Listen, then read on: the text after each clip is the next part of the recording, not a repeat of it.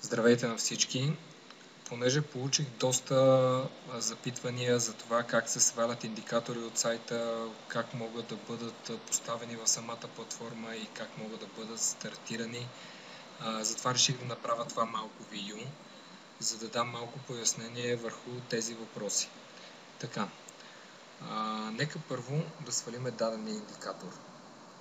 Индикаторите може да ги сваляте от секция индикатори или секция експертни системи. В експертните системи, както всички знаете, там са автоматични системи за търговия.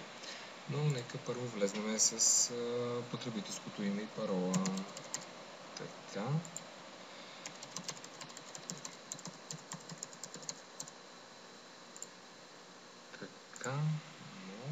Така, вече сме вътре. Нека дадем пример с даден индикатор първо. След това ще ви покажа как може на Hector Devil да си свалите индикаторите. Примерно Candlestick. Цъкате си на Candlestick, вече като сте влезнали с вашето потребителско име и парола. Слизате надолу до бутона Download, натискате го. Тук ви пита къде да го запише и как да го свали. Давате му Save. Нека първо го запишем на десктопа, за да може да видите как работи. Save. Окей. Така. Какво правим в последствие? Така. Както може да видите, ето го, нашия индикатор се е свалил тук. EXE4. Давате му копи. Това обяснявам ви го така, за тези, които разбират малко повече, моля да ме извините. Искам да може да се разбере как може да си оправите нещата. Така, папката My Computers, влизате в My Computers, търсите инсталационната папка на вашата MetaTrader 4 платформа. Моята е в C-то. Влизаме в C-то, Program Files, намираме къде се намира тази, ето Admiral Market, Експерт, влизате в папка Експерт, след като сте влезнали, търсите папка Indicators, само да кажа. За тези, които искат експертни системи да тестват, това се намира в папка Експерт. Цъкате два пъти и тук поставяте вече вашата експертна система. Индикаторите са в папка Indicators. Влизате тук. Само момент, че объркахме платформата. Така, ето я. Експерт. Indicators. Даваме Paste тук.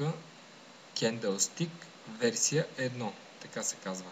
След което вие трябва да стартирате вашата платформа. След като я стартирате, я гасите, рестартирате я. Ето. Так. Изчакваме да зареди. Задължително правете рестарт на платформата, за да може индикатора да се обнови вътре, иначе няма как да стане. След което влизаме в папка... Момент само... Така. Влизаме в папка потребителски индикатори и нашия индикатор се казваше Candlestick. Може с буквичките да си го ето. Candlestick версия 1. Цъкате на него.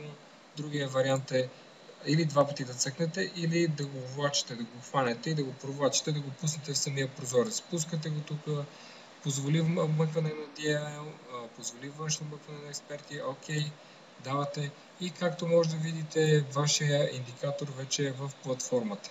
Ето, на вашата графика. Отделно може да си направите шаблон, да си го запишете, не всеки път да го вкарвате, като дадете на шаблони, примерно, ето тук съм си записал мои стратегии, които с текст търгувам. И примерно избирате да кажем на Hector, ето тя си е записана, виждате, работи на Hector. Избирам си да видя дали има дадена дивергенция, така е хубаво да си направите скриншотове, защото по-бързо работи. И дадени шаблони да си направите, защото по-бързо си въвеждате самите данни и по-бързо може да проверите, ако сте, да кажем, търговец на 5-минутна или 15-минутна графика, това ви е значение, защото вие скалпирате и в един момент една минута си от значение на пазара. Така, но нека да изтриеме тези индикатори. осмата изтри, стохастика изтриваме това, затвори. Ето е нашия евродолар, който си го тествахме. Така, това е единия начин, по който вие може да си вкарвате индикаторите.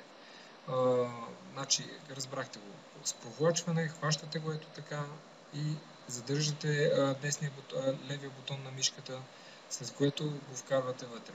Другия е два пъти клик, излиза същия прозорец, окей, вашия индикатор или експертна система пак е вътре. Така, изтриваме го това. Изтри. Сега, относно индикатора, имах доста запитване за индикатора, който е на Хектор Давил. Момент само да влезнем да видим. Влизаме тук. Стратегията на Хектор Давил. Влизаме тук. Това е самата стратегия на Хектор Давил, която обясня. Една от стратегиите, колеги. Скоро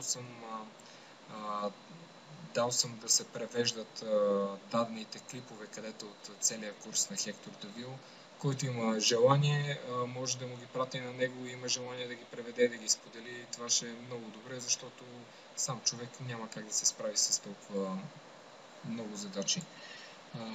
Така, виждате, това са видеята, които са качени. Това е единия индикатор. Ето тук в това описание. Индикаторът единия, който е 3 ESMA индикатор. Давате му така, кликате, след което ето го самия индикатор. Даваме му Save. Варианта, който е за запазване, тук по-добрия ви го показвам. My Computers, за да не си го качвате на десктоп или в дадена папка и след това да го премествате. Ето My Computers, Local C, Program Files, M натискаме за да търсим MetaTrader 4, MetaTrader 4, Expert, Indicators, Control. Даваме му не Control и Paste, там даваме Save и то ме пита, понеже аз имам този индикатор вътре, пита, искате ли да го смените? Да, разбира се, защо не го сменим? Yes. Така, втория индикатор, ето го линка. Ето, самия линк на индикатора е ето тук. Цъкате на него, пак ви го сваля автоматично, давате Save, както видяхте, ето C, значи влизаме в C-то, Program Files, MetaTrader 4, Expert папка, в Expert търсиме Indicators, в Indicators даваме не Paste, чакайте, че съм свикнал да го пействам, Save. И този, понеже го имам, питаме, искате ли да го заместиме? Разбира се, че искам, защо да не искам, Yes. Добре, както може да видите, вече двата индикатора са свалени във вашата папка и вие, ако желаете да тествате дадената стратегия, отивате на платформата, затваряте, след което си я стартирате пак, за да може да презареди, да обнови вашите индикатори, че вече са вътре в дадената папка. След като го направи това, отиваме в папка потребителски, както може да видите тук, потребителски индикатори. И в потребителски индикатори търсихме, как се казваха двата файла, само да видя. Момент. Learn, значи тук даваме L, търсиме на буквичката L, Learn Forex, така, даваме си както си е, ето. Това е този, който му е потребителския. Един от индикаторите. Този индикатор му е направен за улеснение на хората, които са нови в Форекса, така да се израза. Защото ето той тук, примерно, е боядисал ерията, мястото, което е между зелената и червената, между 30-дневната и 50-дневната, ако не се лъжа, така бяха 30-дневната и 50-дневната плъзгаща средна, за да е по-лесно за хората да могат да видят. Аз лично, може да видите, използвам, обичам да ми е изчистено, за да може да виждате по-точно кога дадена стратегия ви дава сигнал. И колеги, това от мене. Ако имате още въпроси, всеки, който желае, може да помогне за дадени стратегии. Значи, печеливши са не само стратегиите на Хектор Девил, има и доста, само че са на английски.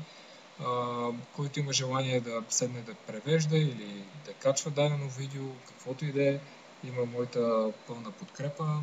Нека ме потърси или на имейл, или да пише в сайта. Аз, може би не всеки ден, обаче през ден, да кажа, следа действията в сайта. Успех на всички, надявам се да съм бил полезен.